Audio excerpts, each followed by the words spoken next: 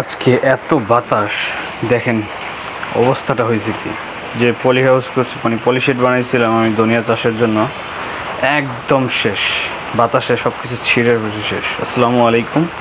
আজকে ধনিয়া যে ফেলছিলাম সেই ধনিয়া গাছগুলো দেখার জন্য আসছি। এখানে অনেক পরিমাণ আগাছা উঠে গেছে, আগাছাগুলো একটু পরিষ্কার করে দিব, আর না হয় ধনিয়াগুলো অতটা ভালো হবে না।